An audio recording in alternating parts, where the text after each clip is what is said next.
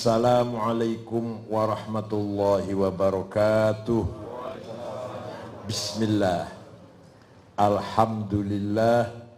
Wassalatu wassalamu ala sayyidina wa maulana wa syafi'ina wa habibina Muhammad Rasulillah wa ala alihi wa sahbihi wa man tabi'a sunnatahu wa jama'atah min yaumina hadha ila yaumina Al-Mukarram Akhil Aziz Kiai Haji Lukman Haris, jangan dipanggil Gus, panggil Kiai supaya nggak nakal. Kalau Gus masih nakal, Kiai orang pantas Kiai nakal. Dan ashabi wa ikhwati abnai Mbah Soleh Darat, Gus Kiai Gus Taufik bin Mukhlisnya bin di ibu saya, Siti Zahra bin Soil bin Soil. Oh, jadi cicit nggih. Menawi panjenengan, bin nggih. Ahmad bin Dahlan Nggih. Oh, menangis Soleh. nggih. Langsung malah. Siang hari ini saya sebagai Ketua Umum PBNU merasa bersyukur, gembira dan berbangga, tafakhur, tasyakur bahwa ternyata dzurriyyah abna wa asbat wa ahfad Mbah Soleh Darat bukan Muhammadiyah. Sejak dulu ada yang Muhammad, berarti ada yang Muhammadiyah ya? Lah itu apa? Ya iya.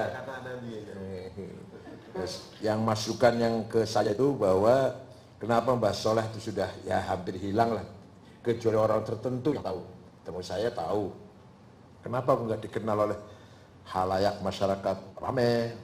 Beda dengan misalkan Mbah Hashim atau Wali Sopol atau Mbah Timbai Termas, karena turunannya Muhammadiyah gitu.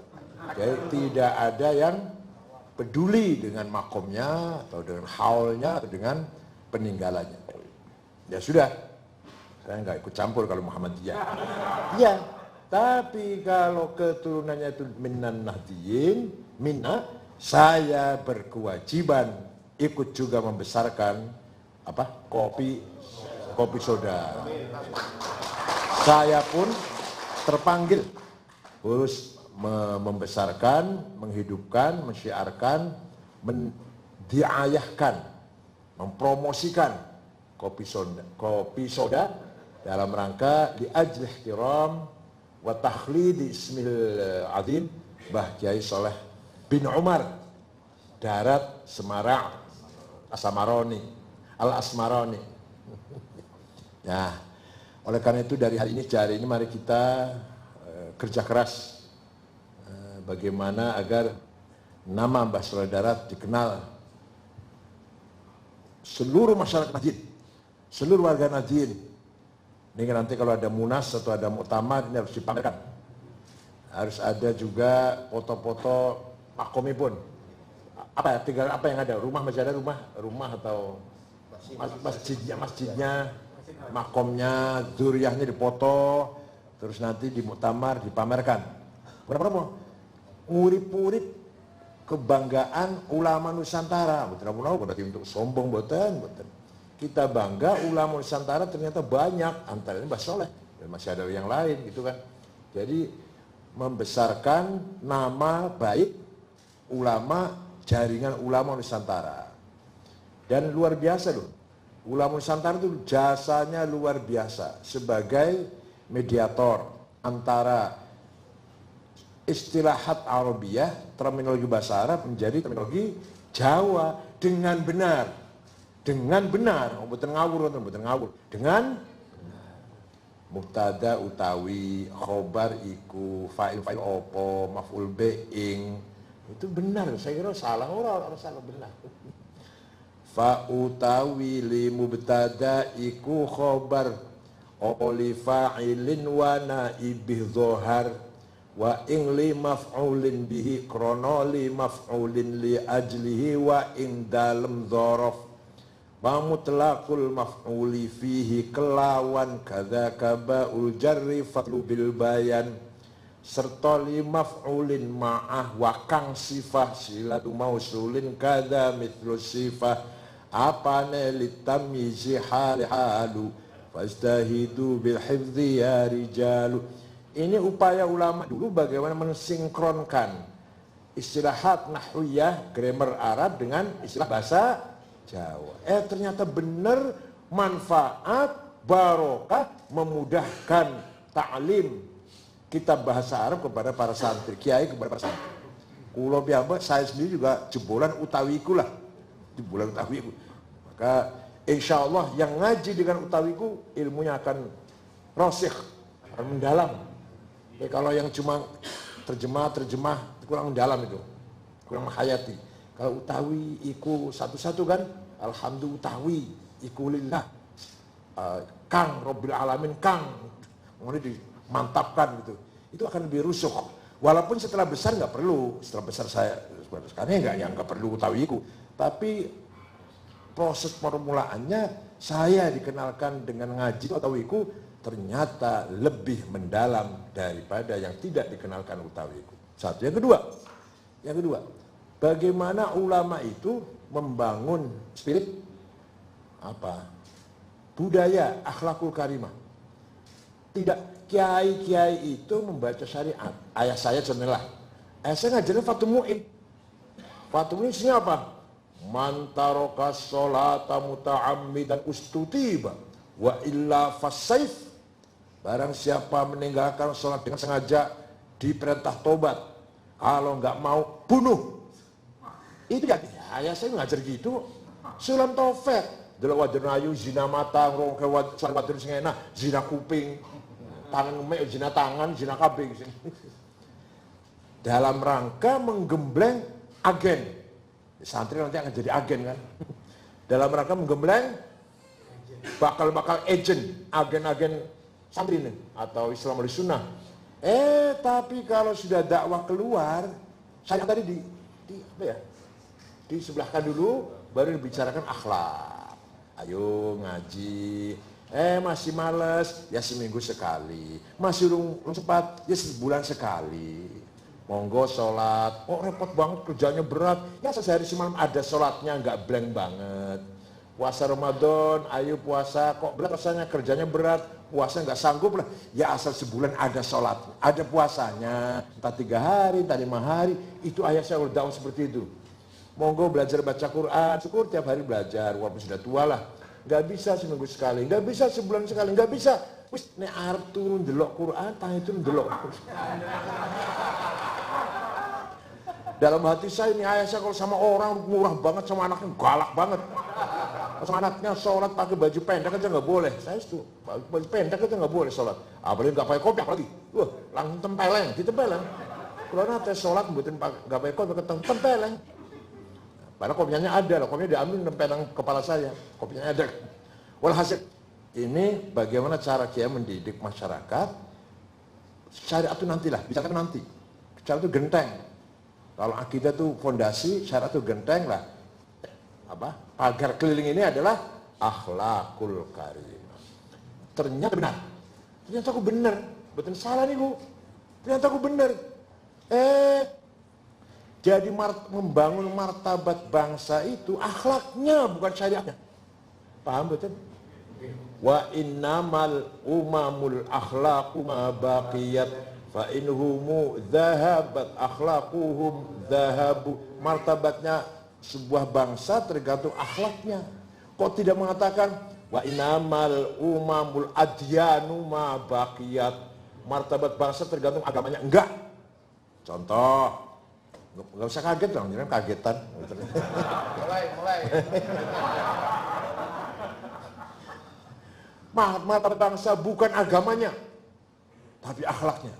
Contoh nih, orang Jepang, akidahnya nggak jelas, Yahudi bukan, Kristen bukan, Islam ya bukan, Hindu bukan, Buddha bukan, Konghucu bukan, namanya Shinto. Akidahnya nggak jelas, kitab suci yang nggak jelas, nabinya nggak jelas, apalagi syariatnya. apalagi ibadahnya nggak jelas, tapi kok bermartabat ya. Akhlaknya, tidak ada korupsi, tidak ada kriminal, tidak ada pembunuhan, perampokan, penggarongan, pemerkosaan. Soalnya penduduknya usah diperkosa. Ya, walhasil nggak ada perkosaan, nggak ada perkosaan. Aman, tentrem, nyaman. Swedia, orang sudah jenuh beragama, sudah bosan ngomong agama. Swedia tuh, ya badan resmi Kristen, tapi ya gereja kosong kalau hari Minggu tuh, kosong gereja, nggak ada orang sholat, nggak ada orang sembahyang. Aman, tentram, nggak ada korupsi, keadilan merata, siapapun, hukum untuk semuanya, kesejahteraan, nggak ada namanya perampokan. Presiden keluar malam-malam yang ngawal cuma 2 orang, yang sama dengan saya lah, keluar dengan pagar nusa 1 paling. Akhlaknya itu bermartabat sekali. Nah, sekarang bandingkan. Akidahnya baik, syariatnya baik, akhlaknya bejat, orang Arab. 40 tahun perang saudara, saling membunuh.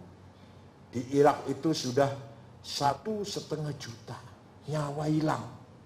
Podo Islamnya sama Iraknya. Afghanistan 40 tahun, hanya 7 suku, 100% Muslim, 99% Hanafi, 1% Syiah. Perang terus sesama mereka. Kalau perangnya dengan Yahudi pantas, sesama mereka. Somali bangkrut, bubar, negara Somali sudah 100% Syafi'i. Nggak ada yang non-Muslim, nggak ada. Suriah, Syekh Said Ramadan Al-Buti, ulama sepuh lagi ngaji, bukan lagi kampanye, bukan, lagi ngaji. Dibom, yang ngebom orang Islam, Jabhatun Nasrah yang ngebom. Di Mesir, Masjid Rafah, di Provinsi Arish, lagi sholat Jumat, dibom. 680 orang mati semua. Jamaah yang ngebom orang Islam. Di Irak Jumatan bareng, bar sholat perang. Sesama orang Islam. Akhlaknya orang Arab, bejat, ambrol, rontong, rongsok, bobrok. Agamanya baik, akidahnya, syariatnya baik. Rukun Islam 5 kok. Akhlaknya tidak ada orang yang membanggakan orang Arab sekarang. Bahkan Islam pun kena, karena Arab garis miring Islam, garis miring teroris, garis miring mudahkan saudara. Jadi nama baik orang Arab sekarang lagi hancur di mata dunia ini. Jangan harap ada tokoh besar, pemikir besar, ulama besar lahir dari masyarakatnya lagi konflik. Bagaimana menjadi orang alim baru nulis karangan nengguri ono bom, berhenti ya. Mau kuliah berangkat di jalan ada bom, gak jadi kuliah. Bagaimana mau maju ilmunya? Nah, oleh karena itu syukur kita ini akidahnya benar, mengikuti Imam Abul Hasan Al-Asy'ari, Ali bin Ishaq bin Salim, Ali bin Ishaq bin Salim bin Ishaq bin Abdullah bin Bardah bin Abu Musa Asy'ari. Lahir tahun 260, wafat tahun 324. Syariat kita bagus, mengikuti Imam Syafi'i, Abu Bakar Muhammad bin Idris bin Uthman bin Abbas bin Syafi' bin Musayyab bin Ubaid bin Abdul Yazid bin Abdul Muttalib. Jadi syariat jelas, akidah jelas, tinggal bagaimana orang NU ini akhlaknya bisa bermartabat, akhlaknya bisa terpuji, menjongkrak, menarik martabat kita di mata dunia ini. Itu yang paling penting. Contoh, waktu saya ke Australia tahun 2012 dengan istri saya muter-muter bulan puasa setengah bulan di kota Melbourne, Canberra, Sydney ya pasti, Brisbane. Nah, hari terakhir mau pulang belanja oleh-oleh di Sydney. HP saya ketinggalan di toko kecil, tapi mampir-mampir banyak. Saya lupa toko mana yang HP saya ketinggalan. Betul. Ya udah. HP jelek aja kok, gampang beli lagi. Gampang minta lagi, gampang minta.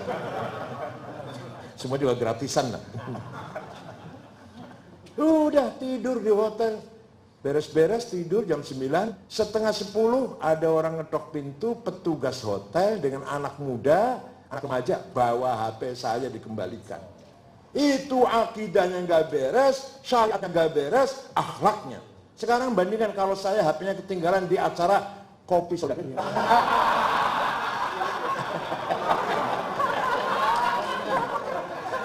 Kira-kira dikembalikan nggak kira-kira? Kira-kira. Alam barokah. Ini namanya akhlak namanya. Jadi martabat bangsa tergantung akhlaknya, bukan akidahnya, bukan syariatnya. Innama bu'itsu litammima akhlak. Kok enggak makarimah tauhid, makarimah sholat, makarimah puasa atau ora. Makarimah akhlak. Nah, kembali. Tadi sebut-sebut Kiai Hasan Besari nggih. Itu punya murid hatam Quran, hatam Fathul Qorib, nulis tangan dengan tangan sendiri. Namanya Abdul Hamid. Beliaulah Pangeran Diponegoro yang merepotkan Belanda sejak tahun 1825-1930 sampai dirapatkan di Den Haag sana. Piye caranya mengalahkan Diponegoro ini? Oh, caranya orang Jawa jangan dikerasin, dilem, dijunjung, diololo, diogrong-ogrong. Nah, nanti lemes. Betul. Diponegoro diundang, itu udah ke Magelang, dipuji-puji, disanjung-sanjung, makan besar. Ya sudah lemes, mau damai, mau bersaudara, mau udah bersaudara, ya udah kerangkeng di Borogol, buang ke Makassar. Orang Jawa itu rumahnya kalau dilem-lem terus lemes itu loh, masya Allah. Kemudian semakin nakas lah, bilang orang lemes. Itu. Nah, siapa itu di Diponegoro? Muridnya Syekh Hasan Besari, Tegalsari, Madiun, Ponorogo. Nah, kitabnya masih wonten. Kitab tulisan Fathul Qorib, tulisan beliau sendiri masih ada. Di Kedu adanya, di Kedu. Ya, itulah sampai dulu seperti itu. Bahkan ketika Gubernur VOC yang bernama Suplemen Cornelius menyebarkan candu, semua kerajaan-kerajaan canduan semua. Memang candu sengi sore kan narkoba, sengi sore. Ya kayak rokok lah, rokok. Enggak, seatasnya rokok. Sebawahnya narkoba. Semua keluarga elit priayi nyandu semua. Kalau duduk malam-malam ada acara pasti ada candunya pasti. Makan-makan pertemuan ada. Ya kita sebenarnya ada rokoknya lagi kalau kita sekarang. Kecuali tentaranya Pangeran Diponegoro. Tidak kena candu. Ya, ketika semua sudah kecanduan, semua lembaga-lembaga, kerajaan-kerajaan, keraton-keraton bisa kemasukan candu. Kata orang Belanda sendiri menulis, kecuali pesantren tidak bisa kemasukan candu. Tahun 1905, Belanda menggunakan politik etis, politik yang berakhlak, karpe maksudnya. Apa? Semua rakyat Indonesia pribumi boleh sekolah, tadinya nggak boleh, yang sekolah cuma priayi, yang pribumi bersekolah. Waduh, berakhlak, Belanda ini berakhlak. Ternyata tujuannya jahat. Agar orang Islam Indonesia sekuler, gak kenal agama, sekolah tanpa agama. Maunya itu, kecuali pesantren yang tidak kemasukan sekularisasi. Nanti konsep sekularisme Belanda ini didukung oleh Sultan Takdir Ali Syahbana, ditentang oleh Ki Hajar Dewantara. Siapa yang Dewantara itu?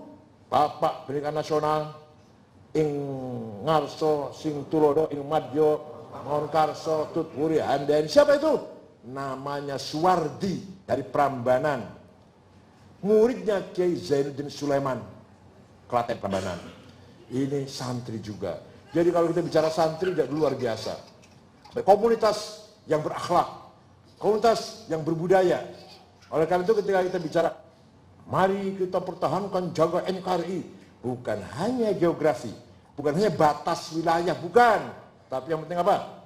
Akhlaknya, budayanya, jati dirinya, karakternya. Apa karakter santri itu?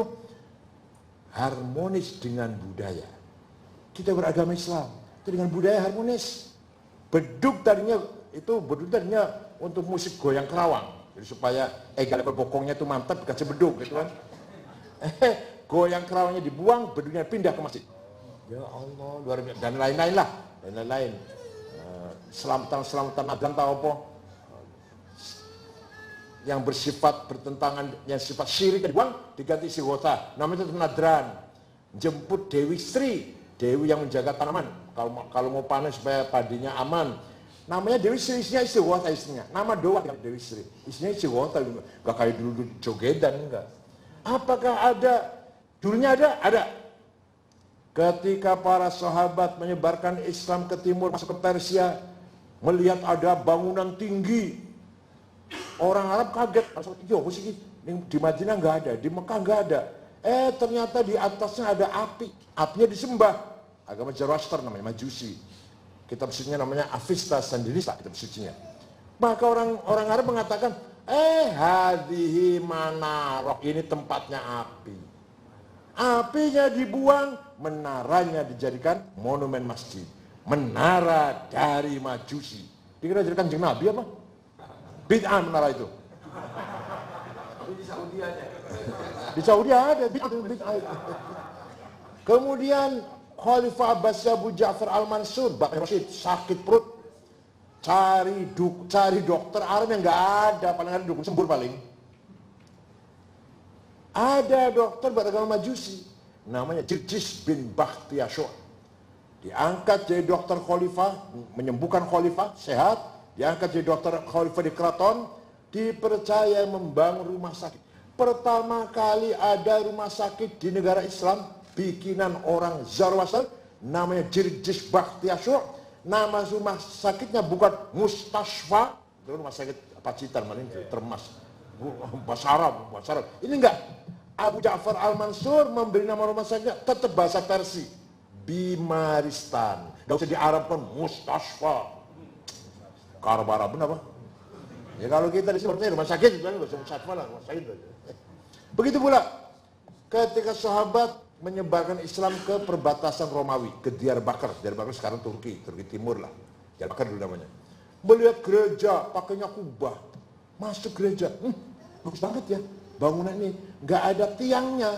Lah kalau masjid itu bagus, safnya tidak putus, tidak terganggu kena tiang. Sholatnya dulu. Maka kubah ditiru untuk membangun masjid dari gereja. Dikira dari Madinah, Mekah. Dari menara sampai sekarang namanya menara, tempatnya api. Sampai sekarang ada itu. Tapi apinya sudah nggak ada. Kan aja menanya api, menoro malah zaman menoro malah sembuh. Bahasa Jawa menoro. Ya, kubah dari gereja. Nah, suatu ketika hampir sama ceritanya. Muhammad bin Abi Sufyan sakit, yang bisa mengobati dokter Kristen Ortodok namanya Yahya ad-Dimashqi, John Johannes Damaskus. Sembuh, diangkat jadi dokter pribadi di istana. Punya anak namanya, maaf, dokternya namanya Sarjius namanya dokternya. Punya anak Yahya, punya anak Yahya. Yahya tidak mau hidup dengan bapaknya di istana Muawiyah, nggak mau, keluar. Malah tinggal di kota Ramallah di Palestina, membikin pesantren, lembaga pendidikan. Ngajak apa? Ngajakan kategori 10, makulatil asyara, Zaidut Tawil, Abiyadu ibnu Maliki, fi baitihi bil amsi kana muttaqi, biyadihi saifun lawahu faltawa, fadhihi makulatun ashrun sawa. Substansi, kuantiti, quality, relasi, time, place, posisi, aksi, dan reaksi to have. Itu kategori 10. Tapi waktu saya ngaji di Lirboyo rupanya, mukianya paham, tahu mukianya paham. Zaidun utaiman Zaid iku atawilu doglong al-abyadu kulite putih dhuwur al-abyadu kulite putih Ibnu Malik anake man Malik fi baitihi ning jero umah bil amsi wingi kana mutaki tetongkrong biadi saifu tangane nyekel golok lawahu bengkok akan sopo Zaid ing golok falta mongko dadi bengkok opo golok. Waktu ngaji saya nggak paham belas itu opo. Ternyata itu kategori 10. Siapa dia? Oh dia Gus Dur misalkan, atau dia Ibu Megawati apa? Siapa dia? Gus Dur. Kayak apa? Posturnya, kuantitinya, apa tingginya atau apa? Kualitinya apa? Kualitasnya seperti apa? Pintar, cerdas. Hubungannya dengan orang lain gimana? Oh dia presiden, pemimpin negara. Kapan? Presiden mana? Indonesia. Kapan? Tahun 2000. Gimana posisinya? Kuat. Dia punya apa? Dia punya biadi saifun, tangannya kelgorok. Punya apa dia? Punya NU, punya kekuatan NU. Terus dengan kekuatan itu apa? Berbuat apa? Aksi. Terus setelah Gus Dur beraksi, apa reaksinya? Reaksi infial. Jadi jauhar, kamiyah, kaifiyah, malah kalau bahasa saya lupa malah. Apa? Kalau saya tahu lah, substansi, quantity, quality, posisi, relasi, time, place, to have, aksi dan reaksi. Itu namanya kategori time. Itu diajarkan kepada pemuda-pemuda Islam oleh siapa tadi? Yahya yang beragama Kristen Ortodok. Begitu pula pertama kali orang Islam diajari jenis, fasal, nau, muqaddimah sughra, muqaddimah kubra, natijah, qaul syarah, had, rosem, itu Yahya Dimashqi ngajari orang Islam. Jadi ilmu mantek, ilmu kategori syarah, orang Islam berguru dari orang Kristen Ortodok. Paham betul? Ini namanya budaya, namanya budaya. Thaqafah namanya. Dari mana saja. Agama dari Kanjeng Nabi, ilmu dari mana saja. Contoh supaya lebih jelas, supaya lebih gamblang, biar ojo kagetan. Dari Semarang, dari Surabaya mau ke Jakarta naik bis. Ada bis supirnya hafal Quran, sholat, baru iso nyupir 2 minggu. Ada bis Batak Kristen makan babi, tapi nyupir 15 tahun. Naik bis mana? Ada dokter terkenal. Kayak dokternya istri saya waktu ngoperasi 2 lutut. Istri saya 2 lutut dioperasi, diganti titanium lah. Dokternya namanya Nicholas, orang Katolik, tapi terkenal, mahal terkenal, dan biasa ngoperasi di luar negeri, Dubai, di Jeddah, di mana-mana ngoperasi. Lihat dari bangsa Islam, orang pati pinter. Ayo milih dia. Ini namanya thaqafah, namanya hadarah. Ilmu dari mana saja, kemajuan dari mana saja kita Oleh karena itu, agama kita, akidah dan syariah dari Arab sama, akidah kita sama, syariat kita sama. Ketika budaya akhlak, kita lebih mulia daripada orang Arab. Sekarang ya saya ngomong saya kok. Orang Arab harus belajar dari NU. Makanya tamu-tamu dari Arab ke sini pada semua pada tanya apa itu. Heran, NU itu mayoritas, tapi kok melindungi minoritas. Di dunia di mana-mana, suku mayoritas, partai mayoritas, agama mayoritas, pasti menindas yang minoritas. NU sebaliknya, mayoritas memprotek, menjaga, melindungi yang minoritas. Itu kelebihan NU.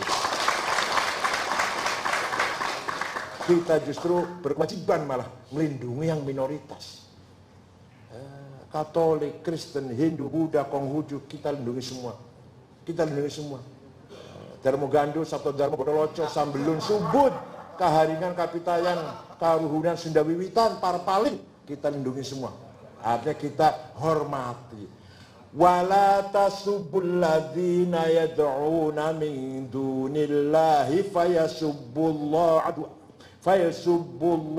adwan bighairi ilm. Ojo nyaci maki, jangan mencaci maki orang yang menyembah selain Allah. Nanti mereka mencaci maki Allah bighairi ilm, tidak ada gunanya, enggak ada faedahnya. Kadzalika zayyana likulli ummatin amalahum. Demikianlah saya jadikan bagi setiap umat kebanggaannya, budayanya, karakternya, tradisinya, adat istiadatnya, sopan santunnya, macam-macam harus kita hormati. Budaya berbeda tapi tidak boleh menjadikan sumber konflik. Agama beda tidak menjadikan alasan bermusuhan. 01, 02 tidak menjadi alasan bermusuhan. Nah, rebutan apa rebutan? Tapi NU nggak kebagian. Berdarah-darah itu nggak kebagian. Tapi nggak benci, nggak benci. Ya cuma nyesel. Orang mangkel. Tapi nangis berdarah-darah. Pelajaran pahit nih, pelajaran pahit bahwa politik seperti itu. Ketika dibutuhkan kita dipakai, ketika sudah selesai kita ditinggal. Itu pelajaran paling penting. Hati-hati ke depan. Jangan sampai terulang. Kalau terulang dalam hal yang sama berarti al-ahmak. Ahmak bisa terulang dalam jurang yang sama atau dalam lubang yang sama. Nah, dalam hal ini itulah yang saya maksud dengan Islam Nusantara. Jangan salah paham, awas jangan salah. Islam yang ada di Nusantara itu benar tapi belum benar banget. Yang benar banget, Islam yang harmonis dengan budaya. Islam yang baik-baik dengan budaya. Bukan hanya harmonis, malah budaya kita jadikan infrastruktur agama. Budaya jadikan media media diisi dengan agama. Ya luar biasa, insya Allah budayanya langgeng, agamanya kuat. Contoh, jadi kita katakan contohnya Gus Dur. Gus Dur adalah seorang pemimpin yang Islamnya total, budayanya maksimal. Kalau saya kurang maksimal, aku senang nonton wayang. Ya Gus Dur seneng banget nonton wayang. Bukan nonton, roka kan, pendidikan wayang itu seneng Gus Dur. Berapa kali setiap tahun pastinya ke wayang di Ciganjur dulu waktu zaman almarhum Mas Siak. Saya belum, saya enggak menikmati wayang, masih menikmati Umi Kulsum saya. Kalau Gus Dur lagu Jawa, Gus Dur itu seorang yang Islamnya total, budayanya maksimal. Saya belum maksimal saya. Lagu Jawa masih belum seneng, lagu Jawa, lagu Sunda nggak seneng saya. Masih lagu Arab masih. Tapi lagunya tol ya.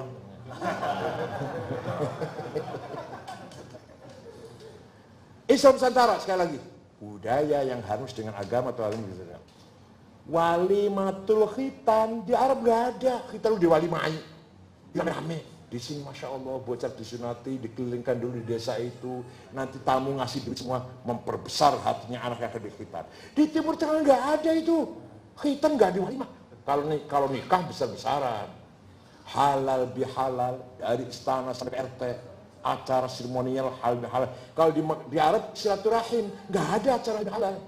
Maka orang Arab walaupun itu bahasa Arab, kayak bahasa Arab kan halal bihalal. Orang Arab nggak mudeng juga. Di kaum muslim nggak ada halal bihalal.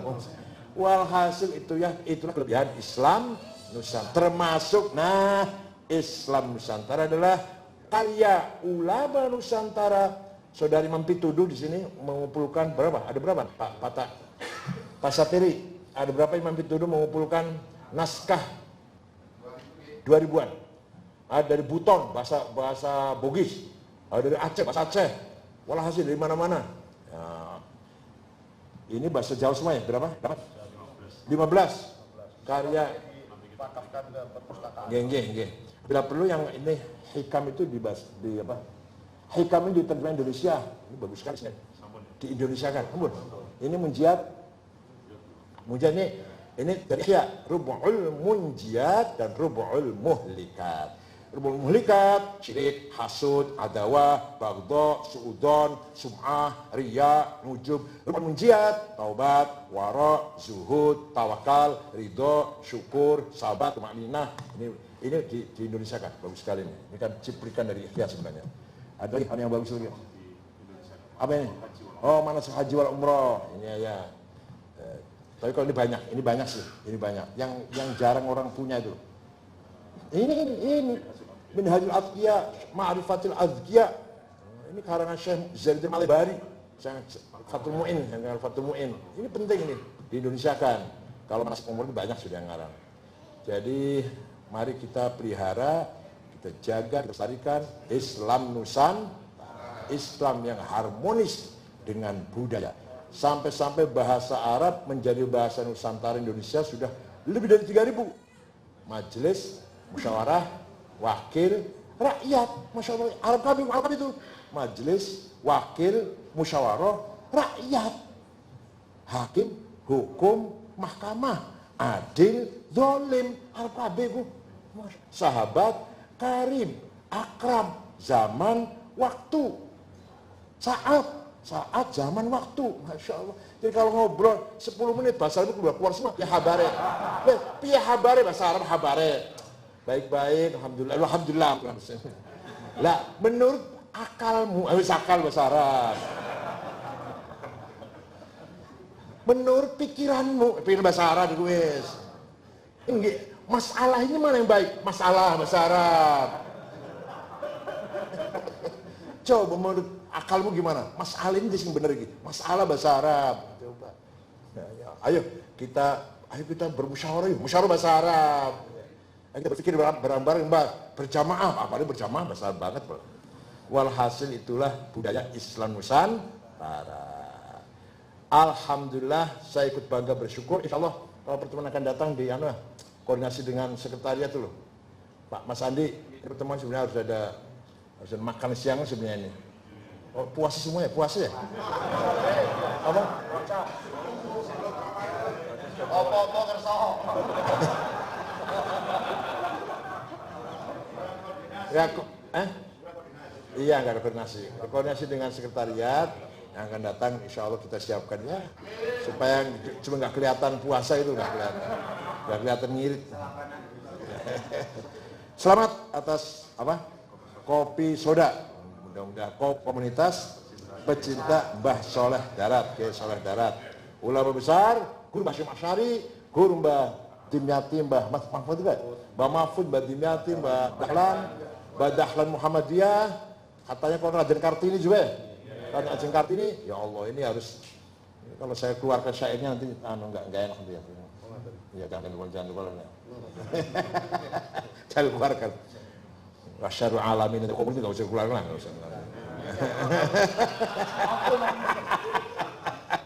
Mudah-mudahan ke depan, monggo kita hidupkan Mbah Soleh Darat, makomnya, peninggalannya, syukur-syukur ada pesantrennya. Syukran wa dumtum fil khairil barakati wa najah wa lahfadkum min ahad wal afat wal mahal wal fitan wa yakhud baidikum lima fi salah wal khair wal barakah wa huwal muwaffiq lakum lit thariq. Wassalamualaikum warahmatullahi wabarakatuh.